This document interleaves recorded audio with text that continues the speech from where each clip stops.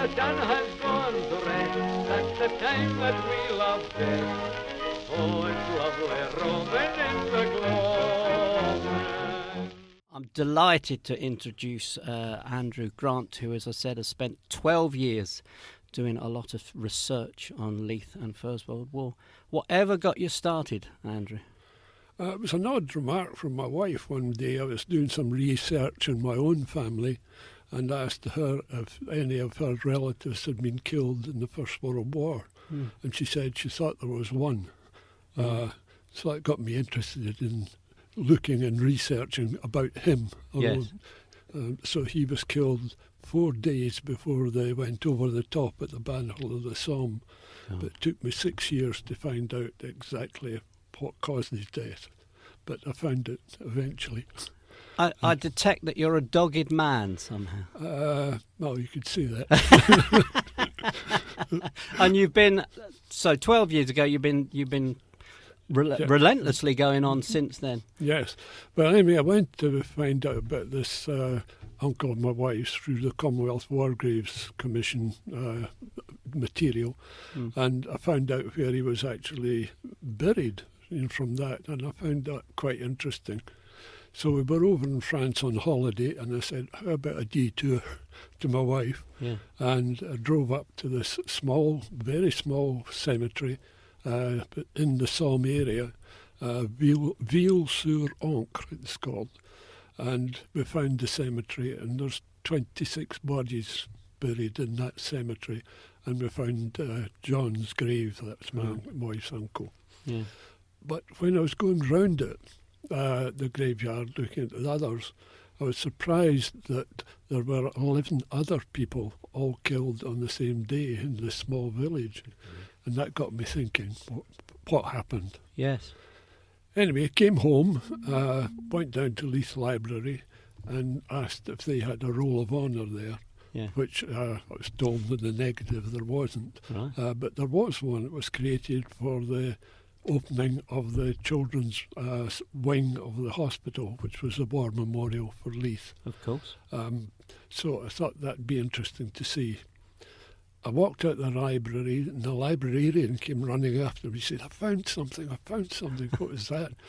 She said, oh, I've got an obituary here for John in one of the newspapers. So I went and had a look at that, and it was great. It was really good because not only John was killed, but he had 5 other brothers who all fought in the First World War too. All of them were injured to some extent, and they survived the war. Right. Not all, shall you say, compos mentis, but because of it. Yeah. So that was interesting, and they didn't know about the other 5 either. So I thought, I'll research them as well. So I started researching all the 6 brothers, and wrote a small booklet for the family. So they've got that as a memoriam. Yeah. A very interesting story for one of them was he was in the Royal Scots and he was fighting at the Battle of Gaza, and he was shot in the neck by one of the Turks, operated on, and the doctors gave him the bullet. So he brought the bullet home, got it gold-plated, put his wife's initials on it, and she wore it as a brooch for the rest of her life. My goodness. Another one, unfortunately, I'm sure suffered from shell shock. He came back, couldn't hold down a job, and eventually was sent to Bangor Hospital. And he spent 10 years of his life, the last 10 years of his life there, and died in 1953. Good grief. So that's just 2 of one family. Yeah, absolutely. And I mean, it affected all families, didn't it? Oh, yes, all families. When you hear some of the stories that some people have told me and other things, it's really incredible. And also the material I've written up. Yes, yeah. So you've been bitten by this. Oh, yes, that got me started. But anyway, the centenary of the BBs, the Boys Brigade, they managed to get the 5 volumes, which had all the names of the people who were killed, 2,206 of them, by the way, in the 5 volumes. they are held now by Lothian Health Services Archive Right. up in George Square in Edinburgh, but they were written for the dedication of the wing of the hospital, which was the War Memorial, and it had quite a lot of information in them. As a result of that, I got the three of us actually displayed these for a week, Right. and people were coming down to find out if their relatives were mentioned in it. And this is Leith Library. This is in Leith Library, yes, I should have said. And I got a wee bit scratching my head sometimes because people were coming and saying, have you got John Smith or Billy White or whatever, and there was no trace of them. And I thought, well, that's one, they should be there. But the other thing people were asking about was, could you tell me where they're buried or commemorated? So we were able to get that information for them too. So after we had that display, I thought, I'm going to research all these names further. Silly man. That was the beginning of it. So I went through and got details from the 5 volumes, and from the Commonwealth War Graves Commission, managed to find out how they were either buried or commemorated in the memorials worldwide, or if they were seamen, if their ships went down or whatever. And I kept thinking about these ones I had no information for. So Brasneck went to the Commonwealth War Graves Commission and said to them, look, could you put the word Leith into your search engine and give me a copy of everything that mentions Leith? Which they did. We're very fortunate they gave me it up. So I already had these 2,206 entries, and I found about another 430 from the war grave who were also Leithers that are not mentioned in that war memorial, the 5 volumes of the Roll of Honour. So I went and analysed that too. Right. So for every one of them, the majority of cases, I should say, I've got their name, the age they were killed, their rank, or their which service they were in, whether it was the Royal Scots or the Imperial Camel Infantry, or whatever, or the Merchant Navy or Royal Navy, and then their service number, the date they were killed or died, where they stayed in Leith, and where they're either buried or commemorated. So I've got that. So that took a lot. But you calculate it about 2 minutes a time to write it out, not the research beforehand. It turns out about 2,700 names altogether. So I've researched a lot of them. Then I thought, I've got that material, and I've already got this obituary for John in the Leith Observer. And I thought, well, let's look at the Leith Observer and see what they've got there. Yeah. So I went through all the Leith Observers from 1914 to 1921, and I photographed every obituary of anyone that was in it. So I've got over 1,000 photographic obituaries, not just the death, but photographs. So I sort of edited these and catalogued them too. So that was just part of it. Then on that, I stay quite near Warriston Cemetery, and I could see 1 or 2 war graves there when I went in. I thought, it'd be interesting to see how many are here. So I went round Warriston Cemetery and photographed every war grave that's in there. I think it's 141 from the 2 wars. Right, okay. But there was also dedications on family memorials, which said that the person had been killed and they were being the memorial actually had inscriptions of where and when he was killed. I thought, that's interesting. Now let's go around all the cemeteries in Leith and see if that worked. So I went round every cemetery in Leith and photographed every war memorial and every dedication on family memorials that exists. Now, if you go round Leith, it gives you a good walk, I should say, going up and down the roads. Kept me busy for a wee while. Yes. Kept me out of my wife's way, I think. So I did that for all the cemeteries. But Warrison, which was just near where I stay, was in a terrible condition. Yeah. And I came across war graves, with Commonwealth war grave heads there, and they were covered with ivy or weeds or everything. So it really annoyed me. If they can give beautiful cemeteries throughout the world, what's happening with their own ones? Yeah. And I know the circumstances for that cemetery. But I contacted the Commonwealth War Graves with a rather pointed letter, and within a fortnight, the director of the Commonwealth War Graves at the time, the Scottish director, the cemetery officials from Edinburgh came down, and I took them round and showed them what I meant. Yeah. And they had a group of gardeners with them who cleared the lot, and it's been like that since, which I'm quite pleased to say. Very good. They also put up some Commonwealth War Grave headstones, which should have been there but weren't or had gone missing. Right. So that was one of, again, kept me busy and kept me fit. So roughly how many graves did you discover in the Leith parishes? Goodness, I'd say several thousand. Right. You know, between the war graves and also the inscriptions. Yeah. But if you go to, I haven't counted them, but I've got photographs of them all, and they are held in one of the volumes, which I'll tell you about in a moment. Yes, indeed. Well, we're going to have a bit of a musical break. We're going to have music, excuse me, which is more traditional, I think, and it's the kind of music that I can imagine maybe the soldiers singing, being rather homesick. So this is Kenneth McKellar, and you'll have to forgive my terrible southern accent, but it's A Dream of Hame.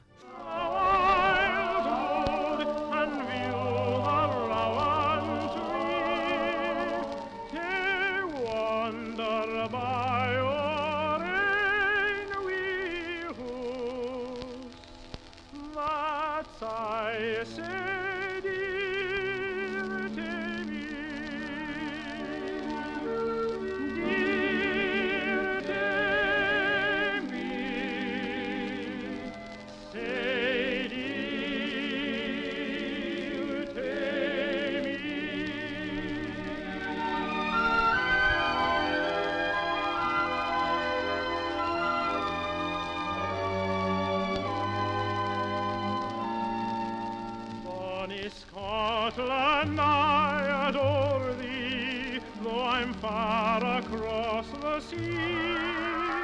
Still when loneliness creeps o'er me, my thoughts fly back to thee. Oh, in fancy I can see them new, those bonny heather braes, and dream about my childhood there. Brings back sweet happy days.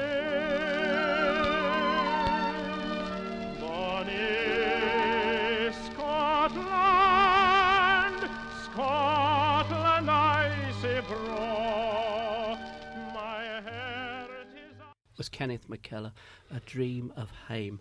We're back to Andrew Gregg. You are listening to Andrew Gregg. I'm Andrew Grant. I'm flummoxed now, aren't I? It's that record. I blame that record. You're listening to Thelma FM. I can get that right.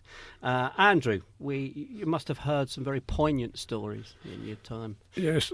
One of the things I was doing quite a lot was people were actually inquiring about relatives or friends or whatever it was, and all the details I could give them, I would give them, including photographs and whatever it was.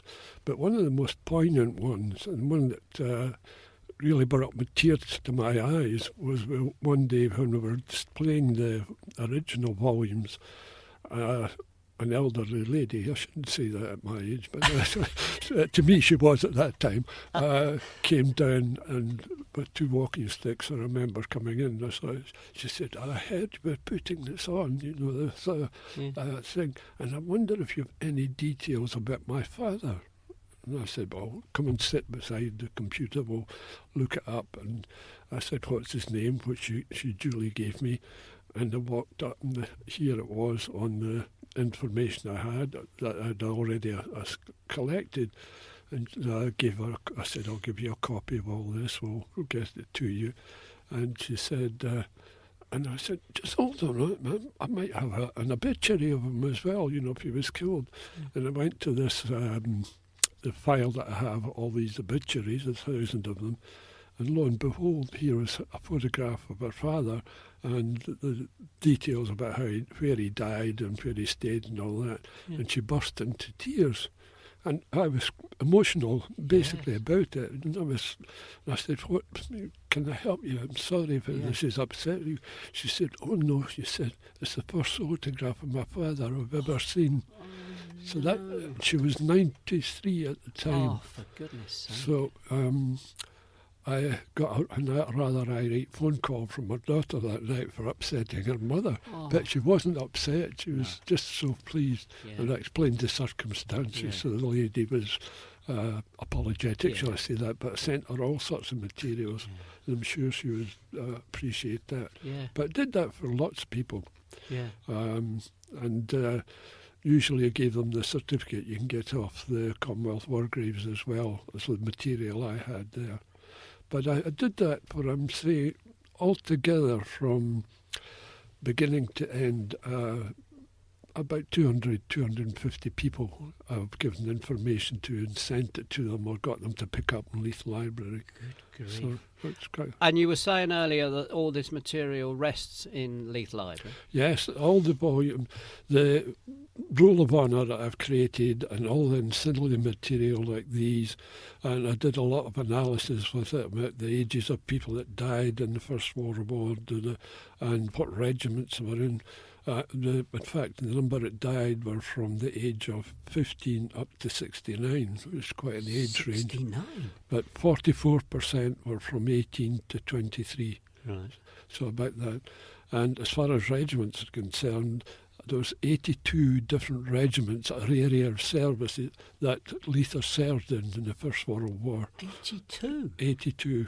That's from, the largest one obviously was the Royal Scots, which is near at home, down to the Imperial Camel Corps. One person, that was Lawrence of Arabia's lot.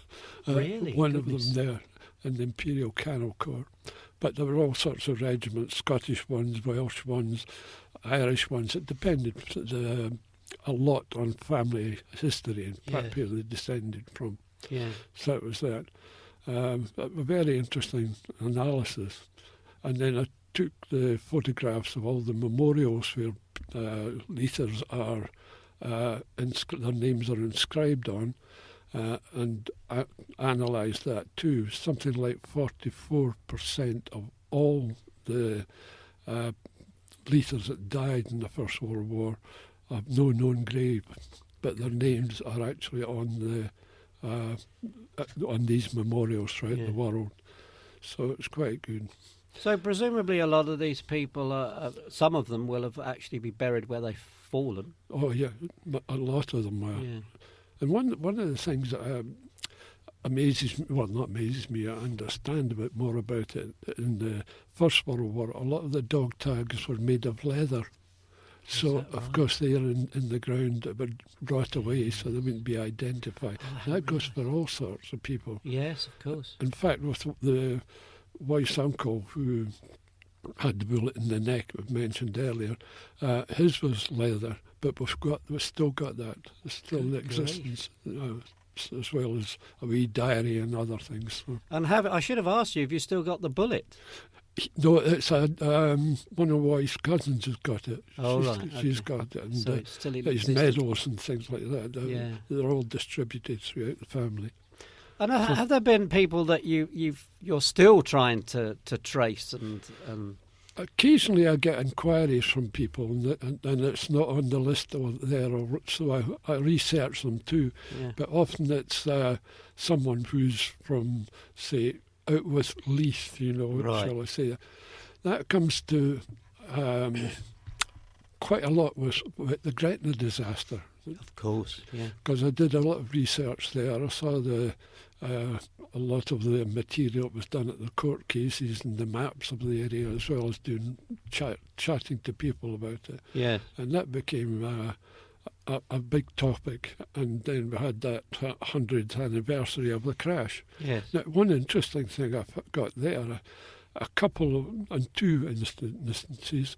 One was a Canadian who knew it was coming up, and he contacted, again, the library, who passed this on to me, and he said he was trying to find out about one of his members of his family who was killed in it. It was a pipe major. And I said, oh, well, hold on, I'll have a look.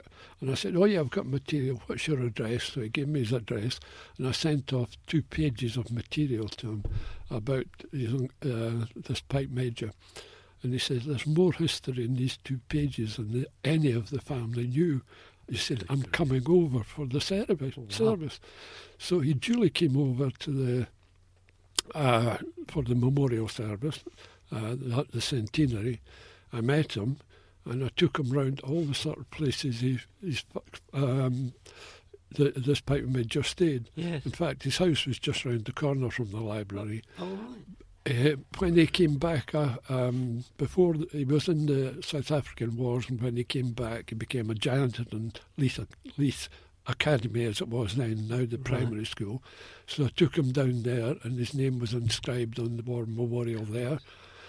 He also was in the other school further up Leith Walk, and I took him up there, and he sat in the chair. He said that probably his grandfather, his relative sat in, and then down to the cemetery and showed him his name again.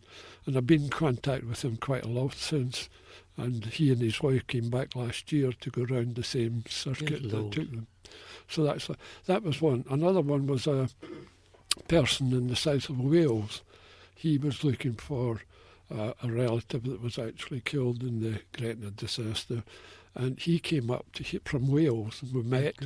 And his name was in Leith Academy. His name's on the memorial there, and also in this main street in Leith.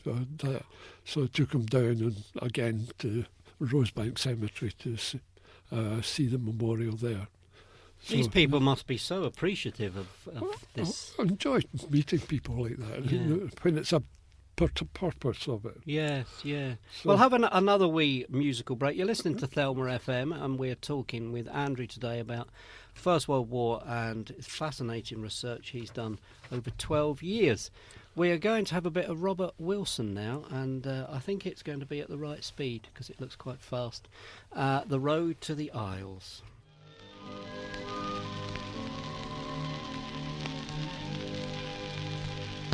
I have heard the mavis singing his love song to the morn.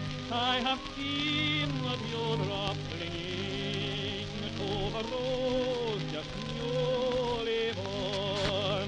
But a sweeter song hath cheered me at evening's gentle close, and I've seen and I feel brighter than the dewdrop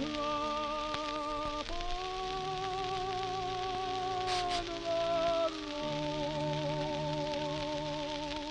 'Twas thy voice, my gentle Mary, and thy not left winning smile that has made this world an Eden.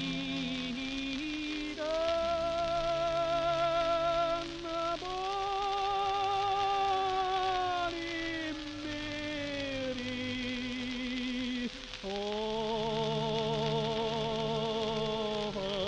Argyle.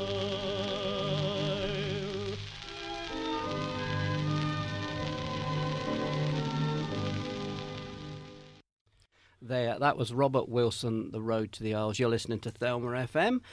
We are the broadcasting arm of the Living Memory Association, and we're based at the Little Shop of Memory in Ocean Terminal, where we have a hands-on museum, and you're welcome to come and visit us. We're open 7 days a week, 10:30 to 4 o'clock weekdays, and 11 o'clock to 4 p.m. At the weekends. And today we are talking to Andrew about his fascinating research into First World War and Leith. And Leith being a port, Andrew, must be some information there. It's very good, actually. On the research I've carried out, there's something like 120 ships at least men were on that were actually sunk in the First World War, which is quite amazing. That's between warships and merchant ships. In fact, the first merchant ship to be sunk in the war was a Leith ship from Salveson's. It was on its way from Leith over to Norway. It was boarded by a submarine crew. They put them in their lifeboats because they didn't. They weren't after the people at that time. No. They were after the cargoes or what it was, and it was sunk off the coast of Norway. The crew were all picked up by a Norwegian ship and taken into Norway, and eventually returned to Leith. Right. But a couple of at the beginning of the warship side of things, there was one sunk at the Pathfinder off the Isle of May, where a lot of people were killed or drowned, 400 I believe, Right. and a lot of them landed at Leith. 3 of them died. One was buried in Warriston Cemetery, and I know where his grave is, and 2 buried in Queensferry Cemetery. The rest seemed to survive the war.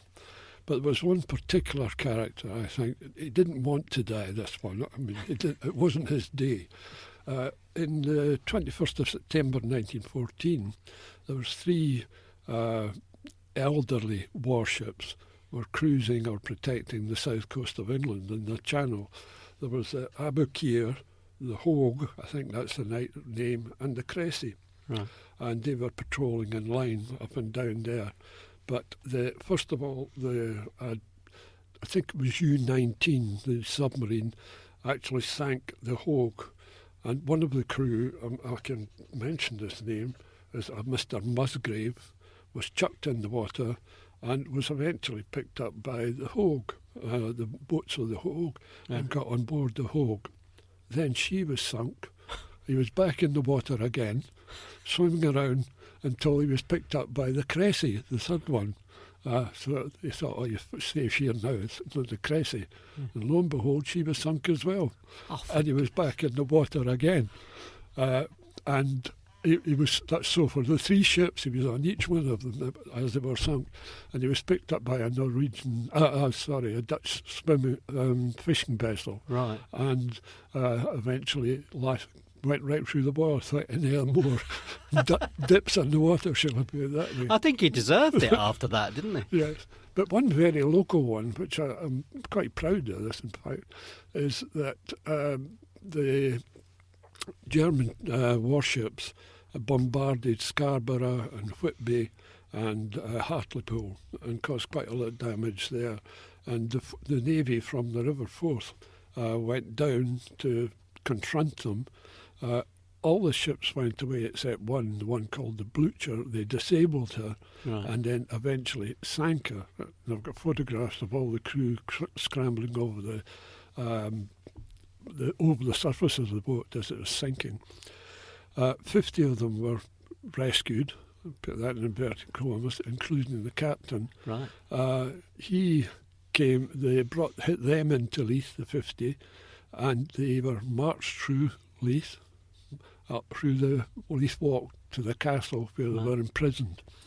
The captain died of pneumonia, they reckon, because he was submerged in the water quite a lot and was given a full military funeral. Right. Now, I couldn't see photographs of that anywhere, except I came across the photographs of the funeral in an American newspaper for the date.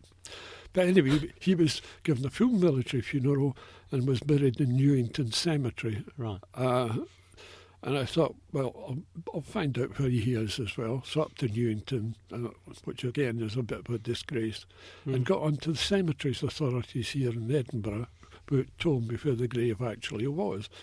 And I went up, and the grave's not marked. It's just a piece of ground. And I thought, oh, that's pretty. I mean, I'll contact the German authorities, see if they want to put a marker up at the grave. Yeah.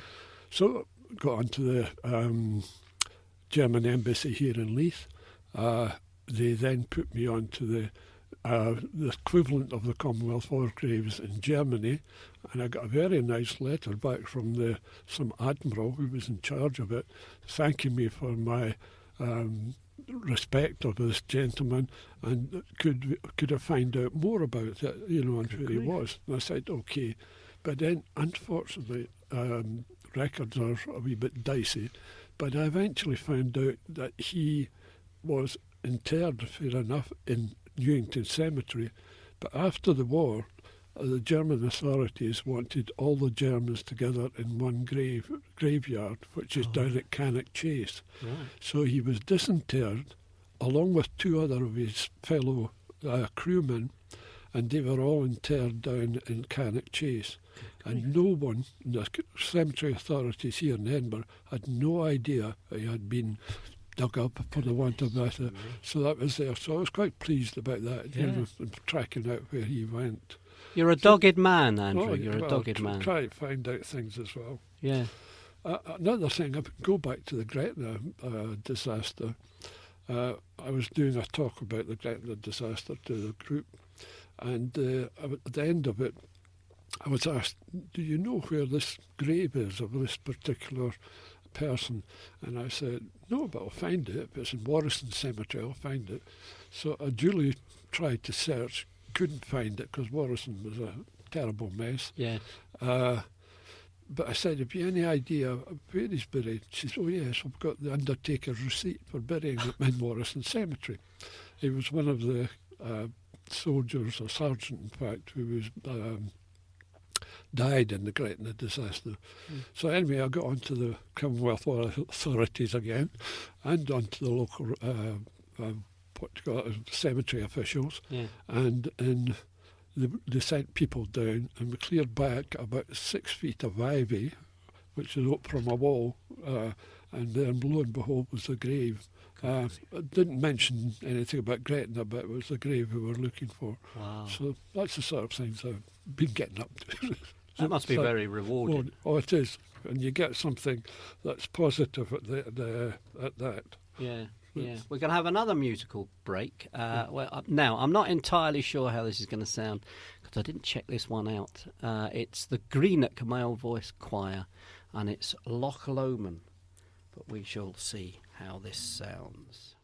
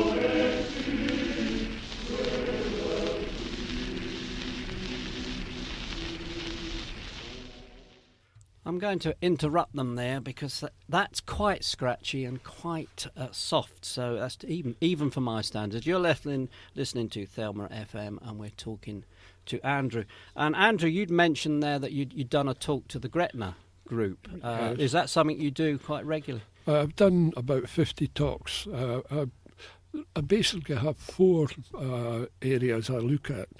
The first one is war in Leith. It's basically what happened in the home front, but also an analysis of all the materials that I've done so far. War at sea, a couple of things I've mentioned already, and the ships that were actually sunk and what Leithers did at sea. I do one on the Gretna disaster as well, and one which is I've not mentioned so far is one on Leith poets of the First World War. Oh, for goodness sake. And I got very interested in things that were in the Leith Observer, the local paper, and as well as photographing all the obituaries and things like that. I thought it'd be quite nice now to collect all the poems that are there. Yeah. Little did I know how many there were. I think it's 258 I've got so far. Good grief. And I typed them all up.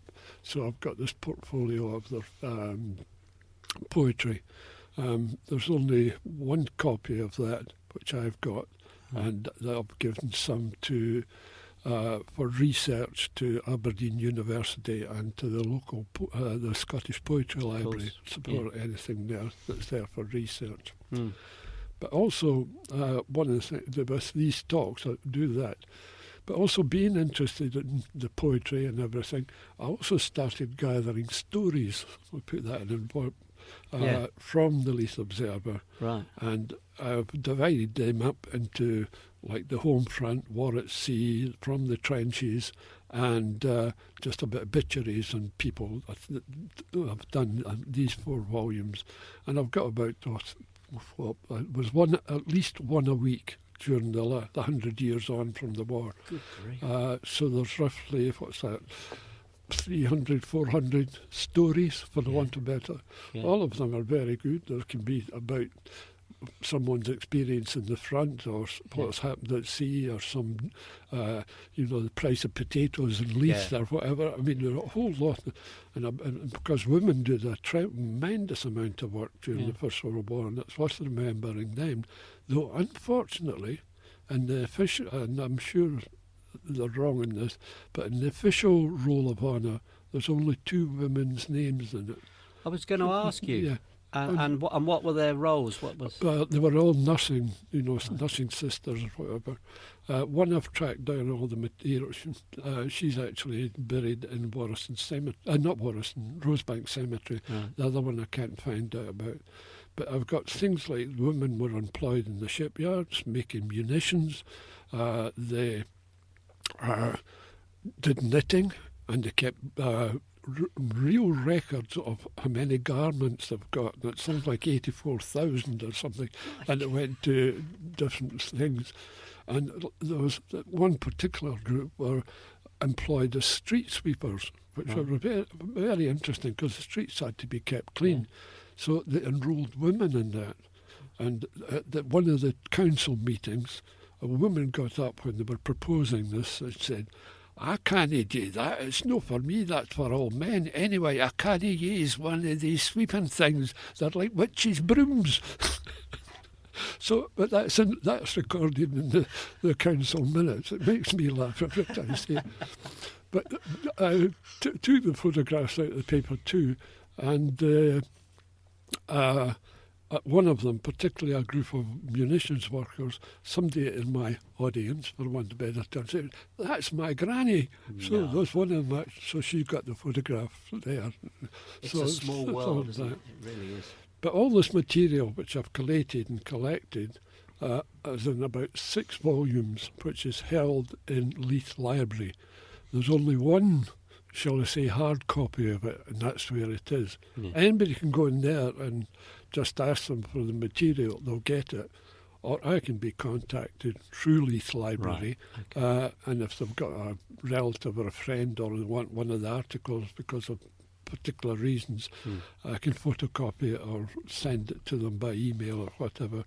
So people just need to either go into Leith Library and ask yes, Grant just I say I'd like to get to see the materials. If I want to look at the Roll of Honour I've created, and the obituaries and whatever it is, and if they want to contribute stuff too, because I mean there are hundreds of stories out there, not just the ones I've told you, but they're not being recorded, and they should be. Yes, no, I'm absolutely. And I think this is a good place for them to come. Yes, as well. And we should actually add that you've very kindly given us digital copies of all most material, of your, so people can come here. But absolutely. But that's there.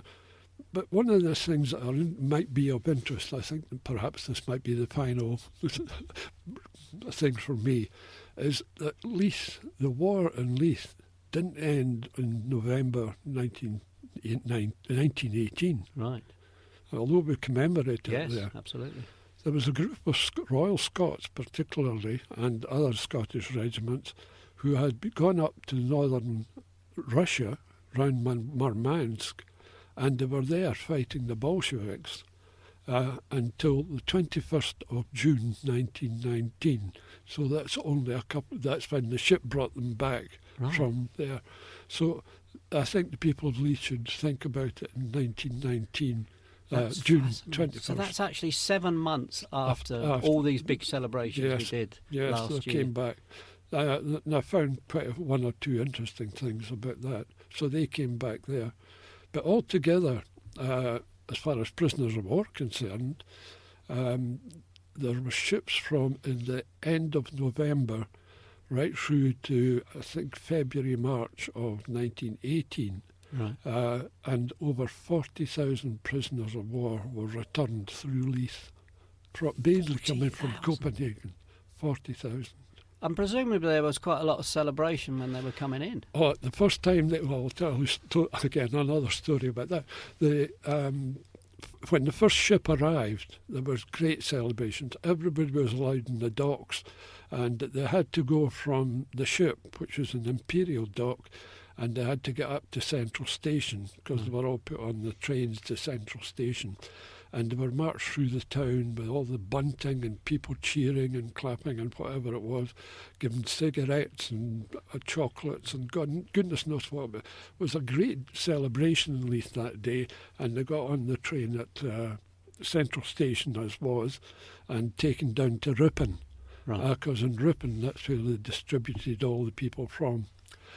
The military didn't like this, so they actually stopped them walking through the town, and they got the trains right up to the edge of the dock, Imperial Dock, and everybody from then on, they thought it would upset the soldiers, never, and there were civilians, but they actually all had to put on the docks, so the trains had to run in there and then down to Ripon from that way, except one, I think it was one time when the ship came in, and I think one of the last groups in February 1918, and something like 4,000 of them were able to march through the town, much to the chagrin of the military.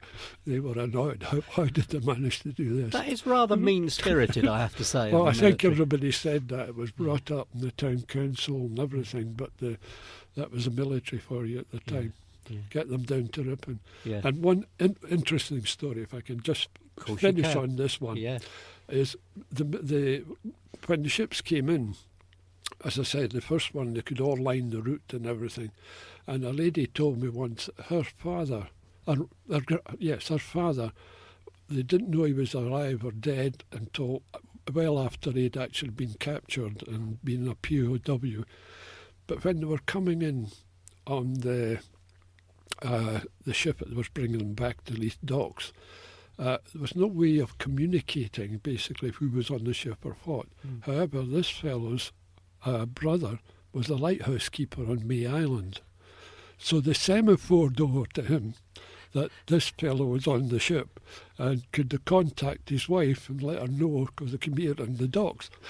So they duly did that, and his wife, of course, you can imagine it, and the daughter. So she said, I remember my mother getting us all into her Sunday best and Sunday clothes. She got all dressed up as well, and we all charged down to the docks before the ship came in. She said, I remember standing there waiting, and what happened? They were all offloaded onto the train, down to Ripon, and they didn't get to see the father until he was sent back from Ripon. You know, I know that's the way it would need to be done, but how ridiculous, isn't it? So, but anyway, there's so many stories like that out there, and I think they should come here and tell you all about them.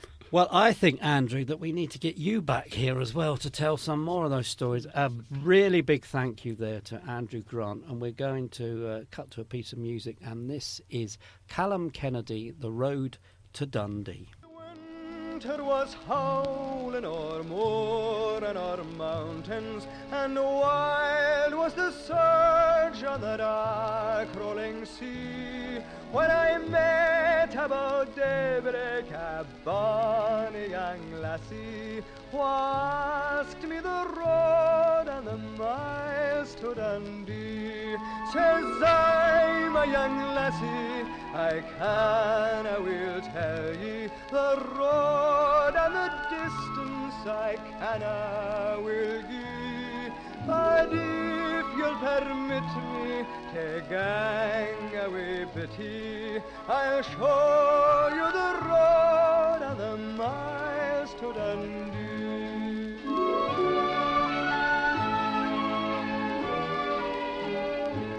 At once she consented and gave me her arm. Not a word did I speak what the lassie might be. She appeared like an angel in feature and form as she walked by my side on the road to Dundee.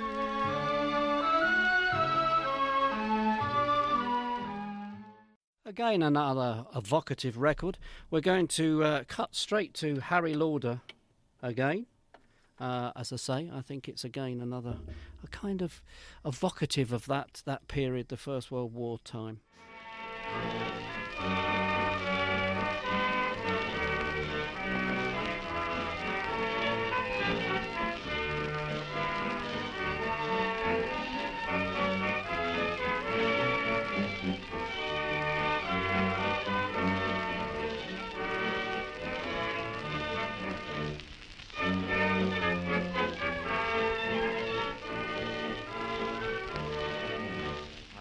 For a trip to the Heelands, when the heather was bonny in bloom, when a something there entered my feelings, when a something there settled my doom. It was a lass by the name of McGregor. The twinkle o' her eye was the thing, but since I've seen the shape o' her figure, I've done nothing but constantly sing. Flower o' the heather, my heather belle, I know she knows I love her more than I can tell. Once again, I'd like to say a big thank you there to Andrew Grant, who has given us some fascinating stories about his 12 years of research into Leith and the First World War and finding all these graves and this information for relatives. Absolutely brilliant. We're going to have Andrew definitely back. Andrew does talks, as you heard him say. If you need to get in contact with him, you can go to Leith Library and you can see all his research there in hard copy. We have digital copies here as well at the Little Shop of Memory. If you want to contact Andrew, you can also contact us at comhist@googlemail.com. That's comhist@googlemail.com.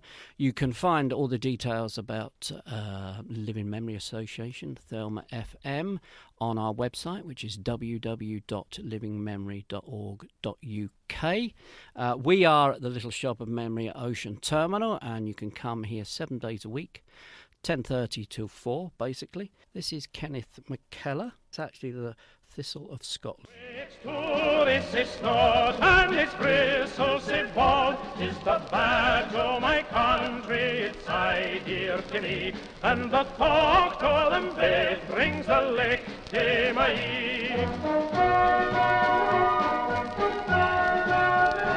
Its strength and its beauty the storm never harms. It stands on its guard like a warrior in arms. Yet its down is as soft as the gulls on the sea, and its tassel as bright as my jean is bluey.